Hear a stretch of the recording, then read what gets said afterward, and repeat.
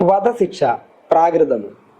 നിമിഷപ്രിയയുടെ വധശിക്ഷ താൽക്കാലികമായി നീട്ടിവെച്ചതിൻ്റെ പശ്ചാത്തലത്തിൽ സോഷ്യൽ മീഡിയയിൽ ആകെ നടക്കുന്ന ചർച്ചകളുടെയൊക്കെ താഴെ 6-ാം നൂറ്റാണ്ടിലെ പ്രാകൃതമായ വധശിക്ഷകളാണ് ഇസ്ലാമിക ശരീഅത്ത് മുന്നോട്ട് വെക്കുന്നത് തുടങ്ങിയ വളരെ പരിഹാസം നിറഞ്ഞ ചർച്ചകളാണ് നടക്കുന്നത്. സത്യത്തിൽ ഇസ്ലാം മുന്നോട്ട് വെക്കുന്ന സിവിൽ ക്രിമിനൽ നിയമങ്ങളിലെ ശിക്ഷാ നടപടികൾ എത്രത്തോളം കാലികമാണ്, എത്രത്തോളം മനുഷ്യത്വപരമാണ് എന്ന് നമുക്കിത് ചർച്ച ചെയ്യാം. ഈ വിഷയവുമായി ബന്ധപ്പെട്ട് കഴിഞ്ഞ ചർച്ചയുടെ തുടർച്ചയാണിത്. പ്രിയപ്പെട്ട ഗഫൂർ മാസ്റ്റർ നമ്മളോടൊപ്പം ചേരുന്നു. അസ്സലാമു അലൈക്കും വറഹ്മത്തുള്ളാഹി. മാഷാ, അപ്പോൾ നമ്മുടെ നിമിഷപ്രിയയുമായി ബന്ധപ്പെട്ട ചർച്ചയുടെ 2ാം ഭാഗമാണിത്. സോഷ്യൽ മീഡിയ 2 ഭാഗങ്ങളായി തിരിഞ്ഞു. ഒരു വിഭാഗത്തിന് ഇപ്പോൾ നിമിഷപ്രിയയെ രക്ഷപ്പെടുത്തേണ്ട എന്നുള്ളതാണ്. അത് തലാലിൻ്റെ സഹോദരൻ്റെ ഫേസ്ബുക്ക് പേജിൽ അടക്കം ചെന്നിട്ട് അതിനെ വിമർശിക്കുകയും അവരെ കൊണ്ട് എങ്ങനെയെങ്കിലും നിമിഷപ്രിയയെ തൂക്കി കൊല്ലണമെന്ന അർത്ഥത്തിൽ സംസാരിക്കുന്നു. മറുഭാഗത്ത് അനുകൂലമായി നിൽക്കുന്ന ആളുകൾ, ഇതിൻ്റെയൊക്കെ താഴെ വരുന്ന കമൻറ്റുകളിൽ ഒരു വിഭാഗം ആളുകൾ 6-ാം നൂറ്റാണ്ടിൻ്റെ പ്രാകൃത നിയമങ്ങളാണ് ഈ വധശിക്ഷ എന്നും അത് ഇപ്പോഴും നിലനിൽക്കുന്ന രാജ്യങ്ങളാണ് ഇസ്ലാമിക ശരീഅത്ത് കൊണ്ട് നടക്കുന്നതെന്ന് പറയുന്ന ഒരു തലമുറ ഒരു ആംഗിളിലൂടെ ചർച്ച ചെയ്യുന്നുണ്ട്. എന്താണ് സത്യത്തിൽ ഇസ്ലാമിൻ്റെ സിവിൽ ക്രിമിനൽ നിയമങ്ങൾ, ശിക്ഷാ നടപടികളൊക്കെ പ്രാകൃതമാണോ? നിലവിലെ സാഹചര്യത്തിൽ വളരെ പ്രസക്തമായ ഒരു ചോദ്യമാണ് ഇപ്പോൾ ചോദിച്ചിരിക്കുന്നത്. 6-ാം നൂറ്റാണ്ടിലെ കാടൻ നിയമങ്ങൾ എന്ന് പറഞ്ഞ് സ്വാഭാവികമായിട്ടും ഉണ്ടാകുന്ന ഒരു പ്രതികരണങ്ങൾ നമുക്ക് പ്രതീക്ഷിക്കേണ്ടത് തന്നെയാണ്. ഇതിൽ നിന്നും തുടങ്ങിയല്ല, നൂറ്റാണ്ടുകളായി ഇസ്ലാമിക വിരുദ്ധരായിട്ടുള്ള അല്ലെങ്കിൽ ഇസ്ലാമോഫോബിയ സൃഷ്ടിക്കാൻ വേണ്ടി തന്നെ സമൂഹത്തിൽ സൃഷ്ടിക്കപ്പെട്ട ഒരു ചോദ്യം തന്നെയാണ്. ഇവിടെ പ്രസക്തമാകുന്നത് നിമിഷപ്രിയയുടെ വധവുമായി ബന്ധപ്പെട്ട് വരുന്ന ഈ ഒരു ചോദ്യത്തിന് ലോകത്തിലെ 50-ലധികം രാജ്യങ്ങളിൽ നടപ്പിലാക്കിക്കൊണ്ടിരിക്കുന്ന ഒരു നിയമമാണ് ഇസ്ലാമിക നിയമം, ഇസ്ലാമിക ശരിയ. ഇസ്ലാമിക ശരിയയിലെ സിവിലും ക്രിമിനലുമായ നിയമങ്ങളുണ്ട്. ഇതിലെ വധശിക്ഷ എന്ന് പറയുന്നത് ക്രിമിനൽ നിയമത്തിൽ വരുന്ന ഒരു നിയമമാണ്. അതിലെ ലോകത്തെല്ലായിടത്തും എല്ലാ ജൂറിസ്ഡിക്ഷനുകളും പഠിക്കുകയും അതിനെക്കുറിച്ച് അവലോകനം നടത്തുകയൊക്കെ ചെയ്ത അതിൻ്റെ തന്നെ വിവിധങ്ങളായ രൂപങ്ങളെ വിവിധങ്ങളായ രാജ്യങ്ങൾ ഏറ്റെടുക്കുകയും അവരുടെ ഭരണഘടനയിലും വിധിന്യായങ്ങളിലും ഒക്കെ അത് ഉൾക്കൊള്ളിക്കുകയും ചെയ്തിട്ടുള്ളത് തന്നെയാണ്. ഇതിലും പ്രാകൃതമായ എത്രയോ വധശിക്ഷകൾ നമ്മുടെ നാട്ടിൽ നടപ്പിലായിട്ടുണ്ട്. പക്ഷെ അവിടെ ഈ കോണ്ടെക്സ്റ്റിൽ സംസാരിക്കുമ്പോൾ ഇസ്ലാം എന്ന് പറയുന്ന ഒരു പഴഞ്ചൻ മതമാണെന്ന് വരുത്തി തീർക്കാൻ വേണ്ടിയിട്ടുള്ള ഒരു വളരെ ഗൂഢമായ ഒരു പരിശ്രമമാണ് ആ ഭാഗത്ത് നിന്ന് ഇത് 6-ാം നൂറ്റാണ്ടിൻ്റെ കാടൻ നിയമം എന്ന് പറയുന്ന വാക്കുകളിൽ നമ്മൾ മനസ്സിലാക്കിയത്. പക്ഷെ അത് ഇസ്ലാമിക സമൂഹത്തെ സംബന്ധിച്ചിടത്തോളം അല്ലെ നമ്മളെ ഇസ്ലാമിക് ജൂറിസ്ഡിക്ഷനെ സംബന്ധിച്ചിടത്തോളം ഇതൊരു പുത്തിരിയായ വാക്കല്ല. ഇസ്ലാമികമായ നിയമങ്ങളെ ആരെങ്കിലും സൃഷ്ടിച്ചതല്ല, മറിച്ച് ദൈവികമായ നിയമങ്ങളെ പ്രൊഫറ്റ് മുഹമ്മദ് സ്വല്ലല്ലാഹു അലൈഹി വസല്ലം തങ്ങൾ ക്രോഡീകരിച്ച് അല്ലെങ്കിൽ ഇസ്ലാമിക ഒരു നിയമം നടപ്പിലാക്കി ലോകത്ത് അതിൻ്റെ ഒരു വാഴ്ച അല്ലെങ്കിൽ ഇസ്ലാമിക നിയമവാഴ്ച നടപ്പിലാക്കി കാണിച്ചു തന്നിട്ടുണ്ട്. അതിൻ്റെ അടിസ്ഥാനത്തിലാണ് ഇന്നും ഈ 50ഓളം രാജ്യങ്ങൾ അതിലെ അണുവിടപോലും വ്യതിരിക്കാതെ ആ നിയമങ്ങളെ അതുപോലെ കൊണ്ടു നടക്കുന്നത്. അതിൽ ആധുനികനെന്ന് അഭിമാനിക്കുന്ന നമ്മൾക്ക് ചിലപ്പോൾ അത് പഴഞ്ചനായിട്ട് തോന്നിയേക്കാം, പക്ഷെ അത് ചരിത്രം പഠിക്കാത്തതുകൊണ്ടാണ്. ഇതിനേക്കാൾ പഴഞ്ചനായിട്ടുള്ള എത്രയോ പ്രാകൃതമായ ശിക്ഷാ നടപടികളും ശിക്ഷാരീതികളും നടപ്പിലാക്കുന്ന ലോകമായിരുന്നു നമ്മുടെ. വധശിക്ഷകൾ നിലനിൽക്കുന്നത് ഇസ്ലാമിക ശരീഅത്തിൽ മാത്രമല്ലല്ലോ, ആധുനികരെന്ന് പറയപ്പെടുന്ന എല്ലാ മിക്കവാറും രാജ്യങ്ങളിൽ വധശിക്ഷയുണ്ട്. പക്ഷെ അത് എത്രത്തോളം നടപ്പിലാക്കുന്നു ഇല്ല എന്നുള്ളതനുസരിച്ചിട്ടാണ്.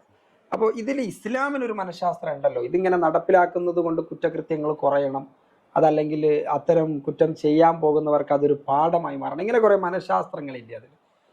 കാരണം പ്രാകൃതമാണെന്ന് നമ്മൾ ഇപ്പോൾ ഇതിനെക്കുറിച്ച് പറയുകയാണെങ്കിൽ ഇതിനേക്കാൾ പ്രാകൃതമായ ചിത്രവധം തുടങ്ങിയ എത്രയോ ശിക്ഷാ നടപടി ഉണ്ടായിരുന്ന സ്ഥലത്തു നിന്നാണ് നമ്മളിവിടെ എത്തിയത്.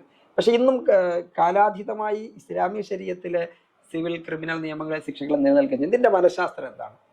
ഉദാഹരണത്തിന് നമ്മുടെ സ്കൂളിനെ സംബന്ധിച്ചിടത്തോളം ശിക്ഷാ നടപടി എന്ന് പറയുന്നത് ആ സ്കൂളിൻ്റെ ക്രയവിക്രയങ്ങൾ കൃത്യമായി നടപ്പിലാക്കത്തക്കവണ്ണം ആ സ്കൂളിനെ സജ്ജീകരിക്കുക എന്നുള്ളതാണ്.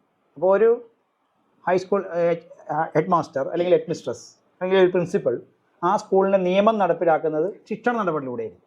ഈ ശിക്ഷണ നടപടികളുടെ പുറകിൽ ഒരു മനഃശാസ്ത്രമുണ്ട്, ഇല്ലാതെ ഒരു ശിക്ഷണ നടപടി ഉണ്ടാവില്ല. അപ്പോൾ ആ ശിക്ഷണ നടപടി പോലെ തന്നെ നമ്മൾ ഈ ഇസ്ലാമിക ശരീഅത്തിനെ മനസ്സിലാക്കുകയാണെങ്കിൽ ഓരോ ശിക്ഷാ നടപടികളുടെയും പുറകിൽ ഒരു മനഃശാസ്ത്രം മനസ്സിലാക്കാൻ കഴിയും. അപ്പോൾ നമ്മൾ വധശിക്ഷയെക്കുറിച്ച് സംസാരിക്കുമ്പോൾ വധശിക്ഷ ഒരാളെ മനഃപൂർവ്വം കൊലപ്പെടുത്തിയതിനാണ് വധശിക്ഷ നടപ്പിലാക്കുക. മനഃപൂർവ്വം അല്ലാത്ത കൊലപാതകം ഉണ്ടെങ്കിൽ അതൊരിക്കലും ഇസ്ലാം എന്ത് ചെയ്യുന്നില്ല, നടപ്പിലാക്കുന്നില്ല. അബദ്ധവശാൽ കൊല്ലപ്പെട്ടു പോയതുണ്ടാകാം, അതിനൊരിക്കലും വധശിക്ഷ ഇസ്ലാം പ്രഖ്യാപിക്കുന്നില്ല.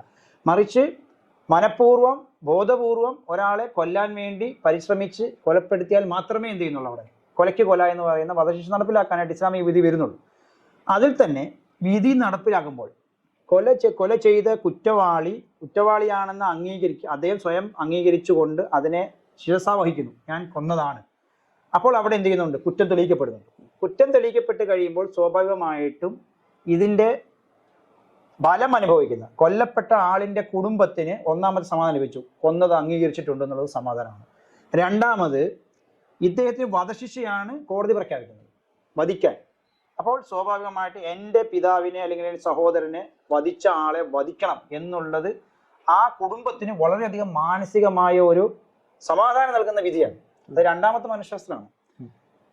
ഇനി അങ്ങനെ ഒരു വിധി കൽപ്പിക്കുന്ന ഒരു നിയമമല്ല എങ്കിൽ ആ എൻ്റെ പിതാവോ സഹോദരനോ ബന്ധുമിത്രാദിയോ കൊല്ലപ്പെട്ട ആ കുടുംബാംഗങ്ങളിൽ ഒരാൾ അല്ലെങ്കിൽ വ്യക്തികൾ ആ കൊല ചെയ്ത ആളിന്റെ കുടുംബത്തെ മുഴുവനും നശിപ്പിക്കത്തക്കവണ്ണമുള്ള അക്രമാസക്തമായ ഒരു സാഹചര്യത്തിൽ ചിലപ്പോൾ അത് മാറിയേക്കാം. അതിനെ തടയാനായിട്ട് പലപ്പോഴും എന്ത് ചെയ്യും, ഈ ഒരു വിധി, ഇസ്ലാമിക വിധി കാരണമാണ്. ഇരയാക്കപ്പെട്ട ആളുകളുടെ കുടുംബങ്ങൾക്കുള്ള ഈ കുടിപ്പക അങ്ങനെ തലമുറകളോളം കൈമാറി പോകുന്നത് നമ്മളൊരു വിധി പ്രഖ്യാപിക്കുമ്പോൾ അതിന്റെ പിറകിലുള്ള മനഃശാസ്ത്രം ഇതും കൂടിയാണ്. കാരണം അറേബ്യൻ മണലാരണ്യത്തിൽ നടന്നിരുന്നത് കുടിപ്പകകളായിരുന്നു. കുടുംബങ്ങളും ഗോത്രങ്ങളും തമ്മിൽ നൂറ്റാണ്ടുകൾ നീണ്ടുന്ന യുദ്ധങ്ങൾ നടന്നതിന്റെ പ്രധാന കാരണം ഇങ്ങനെയുള്ള ഒരു വ്യവസ്ഥാപിതമായ നിയമമില്ലാത്തതുകൊണ്ടാണ്. അതുകൊണ്ടാണ് ഔസ് ഖസ്റജ് ഗോത്രങ്ങളെ ഒരുമിപ്പിക്കാൻ വേണ്ടി പ്രവാചകൻ മദീനയെത്തിയപ്പോഴത്തേനും എന്ത് ചെയ്ത് അവരെ ഒരുമിപ്പിച്ചതും അതുകൊണ്ട് വലിയ യുദ്ധങ്ങളാണ് എന്ത് ചെയ്ത് പ്രവാചകരെ അവിടെ നിർത്തിവെച്ചത്. അപ്പം അങ്ങനെ കുടിപ്പകകളുള്ള ഒരു സമുദായത്തിന്റെ ഇടയിലാണ് ഇസ്ലാം എന്ത് ചെയ്ത് ഈ നിയമങ്ങളെ കൊണ്ടുവരുന്നത്. അപ്പോൾ തീർത്തും 6-ാം നൂറ്റാണ്ടിലെ ആ നിയമങ്ങൾ ഇന്നും പ്രസക്തമാണ്. കാരണം ഇന്നും കുടിപ്പകകളിലൂടെ എത്രയോ കൊലപാതകങ്ങളാണ് നടന്നുകൊണ്ടിരിക്കുന്നത്. അപ്പം അതിൽ പുറകെ ഒരു മനഃശാസ്ത്രമുണ്ട് തന്നെയാണ്. ഇനി അതിനും ഉപരിയായിട്ട് ഈ എൻ്റെ പിതാവിനെ സഹോദരനെ കൊന്ന ആൾക്ക് വധിച്ചു കൊടുക്കുന്നത് വിധിക്കുകയും അവര് മാനസികമായിട്ടൊരു സമാധാനം എത്തുകയും ചെയ്യുമ്പോഴാണ് അടുത്ത എന്ത് ചെയ്യുന്നത്, 2 ചാൻസുകൾ അവിടെ നടക്കുന്നത്. മൂന്ന് അവസരങ്ങളാണ് അവർക്കുള്ളത്. ഒന്നുകിൽ നിങ്ങൾക്ക് വിധി നടപ്പിലാക്കാം, തിരിച്ചു കൊല്ലാം, എടുക്കാം, പ്രതിവിധി എടുക്കാം, അത് കൊലപാതകം നടത്താം, തിരിച്ച് അദ്ദേഹത്തിനെ കൊല്ലാനുള്ള അവകാശം നൽകുന്നു കോടതി. രണ്ടാമത് ഇരകൾക്ക് നൽകുന്ന അവകാശമാണ് അഫു ചെയ്യുക, അവർക്ക് വിട്ടുകൊടുക്കുക. ഓക്കെ, എന്തായാലും എൻ്റെ പിതാവിന്റെ സഹോദരൻ മരണപ്പെട്ടു പോയി, ഞാൻ എന്തായാലും നിനക്ക് ദൈവത്തിന് വേണ്ടി എന്ത് ചെയ്തു, മാപ്പ് നൽകുന്നു എന്ന് പറയുന്ന നിരുപാധികം മാപ്പ് കൊടുക്കുക. മൂന്നാമതായിട്ടാണ് നമ്മൾ പറയുന്നത് ദിയ എന്ന് പറയുന്ന വിഭാഗം വരുന്നത്. ഈ 3 കാര്യങ്ങളും, മൂന്നാമത്തെ ദിയ എന്ന് പറയുന്നത് ഒരു സാമ്പത്തികമായ സഹായം കൊടുത്തുകൊണ്ട് ഈ ഇരയെ സമാധാനിപ്പിക്കുക. ഈ മൂന്ന് രീതികളിലും യഥാർത്ഥത്തില് അവന്റെ അവകാശിയായിട്ട് അതിന്റെ യഥാർത്ഥ അധികാരമുള്ളത് ഇരയാക്കപ്പെട്ടവർക്കാണ്. അപ്പൊ അവിടെ ഇരയാക്കപ്പെട്ടവനെ യഥാർത്ഥത്തിൽ എന്ത് ചെയ്യുന്നുണ്ട്, വലിയ ഉത്തുംഗമായ ഒരു സ്ഥാനം നൽകി അവന്റെ പകയെ ഇല്ലാതാക്കി അവന് ഒരു ശാന്തമായ അന്തരീക്ഷം ആ കുടുംബത്തിലും സമൂഹത്തിലും ഉണ്ടാക്കാനുള്ള ഒരു ശ്രമമാണ് ഇസ്ലാമിക നിയമം എന്ന് പറയുന്നത്. ഈ 3 കാര്യങ്ങളെയും വ്യത്യസ്ത തലങ്ങളിൽ ചർച്ച ചെയ്യേണ്ടതുണ്ട്. കാരണം ഒന്നാമത്തത് കൊലയ്ക്ക് കൊല എന്നത് അതവിടെ കഴിയാണ്. രണ്ടാമത്തത് അവർക്ക് വിട്ടുപൊറുക്കുക എന്ന് പറഞ്ഞല്ലോ, അത് അഫൂ ചെയ്യുക എന്ന് പറഞ്ഞത് അത് വിശാലമായ മനസ്സുള്ളവർക്ക് മാത്രം സാധിക്കുന്ന ഒരു കാര്യമാണ്. പക്ഷെ അങ്ങനെ അവർ മനഃപൂർവ്വം ചെയ്യുമ്പോഴും ഈ അവർക്ക് നീതി കിട്ടി എന്ന ബോധ്യം വരുന്നതോടുകൂടി അതവിടെ കഴിയും. മൂന്നാമത്തതിലാണ് തർക്കം. ഇപ്പോ സോഷ്യൽ മീഡിയയിൽ കാണുന്നതാണ് ഞാൻ ഈ പറയുന്നത്. ഈ തലാലിന്റെ സഹോദരന്റെ ഫേസ്ബുക്ക് പോസ്റ്റിന്റെ താഴെ ഞാൻ കണ്ട കമന്റ്, നിന്റെ സഹോദരന്റെ ചോരയ്ക്ക് പകരം നീ സമ്പത്ത് വാങ്ങിയിട്ട് പണത്തിന് വേണ്ടി ചോരപ്പണം എന്ന വാക്കാണ് ഉപയോഗിക്കണേ. സത്യത്തിൽ അതൊരു നെഗറ്റീവ് വേർഡാണ്. കാരണം എൻ്റെ സഹോദരന്റെ ജീവന് പകരം ഞാൻ പണം വാങ്ങുക എന്ന് പറഞ്ഞത് ഒരു അഭിമാനമുള്ള ഒരു മനുഷ്യനെ സംബന്ധിച്ചിടത്തോളം അംഗീകരിക്കാൻ കഴിയില്ല. അപ്പൊ അയാളെ പ്രകോപിപ്പിക്കുന്നത് ഇങ്ങനെയാണ്. അതിന്റെ താഴെ പോയിട്ട് നിന്റെ സഹോദരന്റെ ജീവനേക്കാൾ വലുതാണോ നിന്റെ ഈ ചോരപ്പണം, ബ്ലഡ് മണി എന്നാ പറയാ. സത്യത്തിൽ അത് പ്രത്യേകം ചർച്ച ചെയ്യേണ്ട ഒരു വിഷയമാണ്. ഈ ചോരപ്പണം എന്ന് പറയുന്നത് പറയുന്ന ആളുടെ തെറ്റല്ല.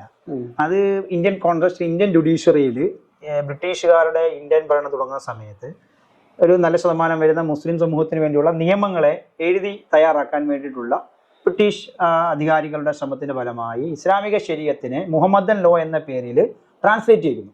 ഈ ട്രാൻസ്ലേറ്റ് ചെയ്ത സമയത്ത് ദിയ എന്നുള്ളതിന് എന്താക്കിയതാണ്, ബ്ലഡ് മണി എന്നും മാറ്റിയതാണ്. അപ്പൊ ആ വാക്കിലുണ്ടാകുന്ന ഒരു നെഗറ്റിവിറ്റി എന്ത് ചെയ്തില്ല, അന്ന് ആരും തിരിച്ചറിഞ്ഞിരുന്നില്ല. പക്ഷെ ഈ ബ്ലഡ് മണി എന്ന് പറയുന്നത് സ്വാഭാവികമായിട്ട് ഒരാളെ കൊലയ്ക്ക് കൊടുത്തിട്ട് വാങ്ങുന്ന പണം എന്നുള്ളതാണ്. നെഗറ്റീവ് മണിയാണത്, ചതിച്ച് ലഭിക്കുന്ന മണി. അതായത് പിന്നെ യേശുവിനെ ഒറ്റുകൊടുത്ത യൂദാക്ക് കിട്ടിയത് ചോരപ്പണമാണ്. അപ്പൊ അതേപോലുള്ള ഒരു പണമാണ് എന്നുള്ള ഒരു നെഗറ്റിവിറ്റി എന്ത് ചെയ്യുന്നു ദിയ ഒരിക്കലും അതല്ല. മറിച്ച് ഒരു കുടുംബനാഥനോ അല്ലെങ്കിൽ തന്റെ അംഗങ്ങളോ നഷ്ടപ്പെട്ടതിന് സ്വാഭാവികമായിട്ടും ഇപ്പം കലാപങ്ങളിലൂടെ അല്ലെങ്കിൽ പ്രകൃതി ദുരന്തങ്ങളിലൂടെ ഏത് രാജ്യത്തും ഒരാള് വിമാന അപകടങ്ങളിലൂടെയൊക്കെ നഷ്ടപ്പെടുന്നവർക്ക് ലക്ഷക്കണക്കിന് രൂപ ഗവൺമെന്റ് പ്രഖ്യാപിക്കുന്ന എന്തിനു വേണ്ടിയാണ്? ആശ്വാസത്തിലാണ്. അപ്പൊ അതേപോലെ തന്നെ ആ കുടുംബത്തിനൊരു ആശ്വാസം, അത് ഒരു സമാധാനം ലഭിക്കാൻ വേണ്ടിയുള്ള സംഭവമായിട്ട്, ഒരു അവകാശമായിട്ട് അവരെ അനുവദിക്കുന്നെങ്കിൽ മാത്രം ഈ കുറ്റവാളിക്ക് നൽകാൻ കഴിയുന്നതാണ്. അതായത് ഇരയാക്കപ്പെട്ടവരുടെ കുടുംബം അനുവദിക്കുന്നെങ്കിൽ മാത്രം കുറ്റവാളിക്ക് നൽകാൻ കഴിയുന്ന പണത്തിന്റെ പേരാണിത്. അതൊരു ആശ്വാസം. അല്ലാതെ അത് കൊടുത്ത് ഞാൻ 10 കോടി തരാം, എന്നെ നീ ഫ്രീ ആക്കൊന്നും പറയാൻ അവർക്ക് കഴിയില്ല. മറിച്ച് അവരത് എന്ത് ചെയ്യണം? അംഗീകരിച്ചുകൊണ്ട് ഏറ്റെടുത്തെങ്കിൽ മാത്രമേ എന്ത് ചെയ്യുന്നു. ആ ഒരു സാധ്യതയാണ് ബഹുമാനപ്പെട്ട കാന്തപുരം. തീർച്ചയായും അവിടെയാണ് പാണ്ഡിത്യവും. പിന്നെ നമ്മൾ ഈ പറഞ്ഞതുപോലെ ഒരാളുടെ മനസ്സിലേക്ക് നിയമങ്ങൾക്കും ചട്ടങ്ങൾക്കും അതീതമായി ആത്മീയതയിലൂടെ എന്ത് ചെയ്യുന്നു, ഒരു ശ്രമം നടത്തിക്കൊണ്ടിരിക്കുക എന്നുള്ളതാണ് ഹബീബ് തങ്ങളും അതുപോലെ തന്നെ ശൈഖുന കാന്തപുരം ഉസ്താദ് നടത്തിക്കൊണ്ടിരിക്കുന്നത്. അതിന്റെ ഒരു മനഃശാസ്ത്രമാണ് ഇപ്പോൾ മനസ്സിലാക്കേണ്ടത്. സമൂഹത്തിലെ തീവ്രതയുള്ള സമൂഹങ്ങളായിരിക്കും എപ്പോഴും എന്ത് ചെയ്യുന്നത്, നന്മയ്ക്കെതിരെ നിൽക്കുക. അപ്പോൾ ഒരു സമകാലീന സാഹചര്യങ്ങളോട് പൊരുത്തപ്പെട്ട് സമൂഹത്തിൽ ഇഴുകിച്ചേർന്ന് ജീവിക്കാൻ കഴിയുന്ന ഒരാളും എന്ത് ചെയ്യുന്നില്ല, ഇങ്ങനെ കുറ്റവാളിയാണ് എന്ന് ഉറപ്പുള്ള ഈ കുറ്റവാളിക്ക് പോലും എന്ത് ചെയ്യുന്നില്ല, അഫു ചെയ്യുന്നതിന് അല്ലെങ്കിൽ ദിയ കൊടുത്ത് ശിക്ഷ ഇളവ് ചെയ്യുന്നതിനെതിരെ എതിരെ നിൽക്കുന്നില്ല. അതിനെപ്പോലും എതിർക്കുന്നവരുണ്ട് എങ്കിൽ അവരുടെ അതിന്റെ മനഃശാസ്ത്രം വേറെ ചർച്ചയാണ്. ആ സാധ്യതകളെ ഉപയോഗപ്പെടുത്തുക എന്നുള്ളതാണ്. സത്യം പറഞ്ഞാല് ഈ ചോരപ്പണം കൊടുത്ത് ജീവന് പകരം പണം കൊടുക്കുകയാണെങ്കിൽ പിന്നെ നല്ല പണമുള്ള ഒരാൾക്ക് എത്രയും കൊല ചെയ്യാലോ. അങ്ങനെ കൊല ചെയ്ത് പണം കൊടുത്ത് അതൊക്കെ വിട്ടുവീഴ്ച ചെയ്തുകൂടെ എന്ന ചോദ്യങ്ങൾ ബാലിശമാണെങ്കിലും അത്തരം ചോദ്യങ്ങളും അന്തരീക്ഷത്തിലുണ്ടാവും. ഇപ്പൊ ഏത് രാജ്യങ്ങളിലും ഒരു നാടിന്റെ മാറ്റങ്ങൾക്കനുസരിച്ച്, ഒരു നിയോ പൊളിറ്റിക്സ് അനുസരിച്ചിട്ട്, ഒരു എന്താ പറയുന്ന ഒരു മൈക്രോ ലെവൽ ഇക്കണോമിക് സിസ്റ്റം അനുസരിച്ചിട്ട് സ്വാഭാവികമായിട്ട് ഇതൊക്കെ നടക്കുന്നുണ്ടാകാൻ ലോകത്ത്. പക്ഷെ ഇസ്ലാമിക ലോകത്ത് എന്ത് ചെയ്യുന്നില്ല. ഇസ്ലാമിക ലോകത്ത് അതിനുള്ള സാധ്യത വളരെ വിരളമാണ്. കാരണം ഇരയാക്കപ്പെട്ടവൻ അംഗീകരിച്ചെങ്കിൽ മാത്രമേ എന്ത് ചെയ്യുന്നുള്ളൂ, അത് കൊടുത്ത് അവിടെ നിന്നും ഈ പറയുന്ന ദിയാ പണം നൽകി രക്ഷപ്പെടാൻ കഴിയുള്ളൂ, അല്ലെങ്കിൽ ഒരാൾക്ക് രക്ഷപ്പെട്ടു പോകാൻ കഴിയുള്ളൂ. അപ്പൊ അവിടെയും അവകാശം കൊടുത്തിരിക്കുന്നത് ആർക്ക് തന്നെയാണ്? ഇരയാക്കപ്പെട്ടവർക്ക് തന്നെയാണ്. അപ്പൊ ആധുനിക ലോകത്തൊരു കോടതിയോ ജഡ്ജിയെയോ അധികാരികളെയോ സ്വാധീനിച്ചുകൊണ്ട് എത്രയോ ആൾക്കാരാണ് കോടതിയുടെ ശിക്ഷകളിൽ നിന്ന് രക്ഷപ്പെട്ടു വന്നത്. അതുകൊണ്ട് തന്നെയാണ് അങ്ങനെയുള്ള ജനാധിപത്യ രാജ്യങ്ങൾ വിശേഷിപ്പിക്കുന്നതിൽ തന്നെയും കൊലപാതകങ്ങളോ മറ്റു കാര്യങ്ങളോ വർദ്ധിച്ചുകൊണ്ടിരിക്കുന്നത്. പക്ഷേ ഈ ഇസ്ലാമിക നിയമങ്ങൾ നടപ്പിലാക്കുന്ന രാജ്യങ്ങൾ താരതമ്യേന ഇങ്ങനെയുള്ള ശിക്ഷകൾ വളരെ കുറവാണ്. ഇങ്ങനെയുള്ള തെറ്റുകൾ വളരെ കുറവാണ്. ഇവിടെ താരതമ്യം ചെയ്യുന്നവർക്ക് കൂടിയുള്ള ഒരു മറുപടിയാണ്, നമ്മുടെ നാട്ടിൽ ഇത്തരം കുറ്റകൃത്യങ്ങൾ ചെയ്ത ആളുകൾ കിടക്കുമ്പോൾ നിമിഷപ്രിയയ്ക്ക് വേണ്ടി നിങ്ങൾ ഈ ശബ്ദം ഉയർത്തുന്നത് പറഞ്ഞാൽ അവിടെ അവസരം ഉള്ളത് കൊണ്ടാണ്. അവിടെ 8 വർഷമായിപ്പോൾ ആ കുട്ടി ജയിലിൽ കിടക്കുന്നു. അവിടെ ഇതിനൊരു അവസരം ഉള്ളത് കൊണ്ടാണ് ബന്ധപ്പെടുന്നത്. നമ്മുടെ നാട്ടിൽ അങ്ങനെയുള്ള അവസരങ്ങൾ ഇല്ലാത്തത് കൊണ്ട് നമ്മൾ അത് വരുന്നത് വെച്ചാല് ശിക്ഷ എന്ന് പറയുന്നതിനെ ശിക്ഷണ നടപടിയായി കാണാത്തത് കൊണ്ടാണ്. ഇസ്ലാമിന്റെ ശിക്ഷാ നടപടികൾ എന്ന് പറയുന്നത് ആ വ്യക്തിക്കും ഗുണമാണ്, അതുപോലെ തന്നെ ഇരയാക്കപ്പെട്ട കുടുംബത്തിന് ഗുണമാണ്, സമൂഹത്തിനും ഗുണമാണ്. ഈ 3 കാര്യങ്ങളെയും ഒരേപോലെ ബാലൻസ് ചെയ്യാനായിട്ട് ഇസ്ലാമിക നമുക്ക് കഴിഞ്ഞിട്ടുണ്ട്. അതാണ് ഇപ്പോഴും പ്രസക്തമായി നിലനിൽക്കുന്നത്. വളരെ അവസരോചിതമായി ഞാൻ പറയാൻ, ഇടയ്ക്ക് നമ്മുടെ നാട്ടിൽ സ്ത്രീ പീഡനങ്ങളും ഒക്കെ നടന്നിട്ട് ആരെങ്കിലും ഒക്കെ പിടിച്ചു കഴിയുമ്പോൾ പലരും പല സാംസ്കാരിക നായകന്മാരും ഇസ്ലാമിക ശരീഅത്ത് പോലെ ഇവിടെയും കൊല്ലണം എന്ന് മുറവിളി കൂട്ടാറുണ്ട്. അതേ ആളുകൾ തന്നെയാണോ എന്നറിയില്ല ഈ സാഹചര്യത്തിൽ വന്നിട്ട് ഇത് പ്രാകൃതമാണെന്ന് പറയുന്നത്. എന്തായാലും വിശാലമായ ഒരു ചർച്ച ചെയ്യേണ്ട വിഷയം ചുരുങ്ങിയ സമയം കൊണ്ട് നമുക്ക് പറ്റുന്ന കാര്യങ്ങൾ നമ്മൾ പങ്കുവച്ചു.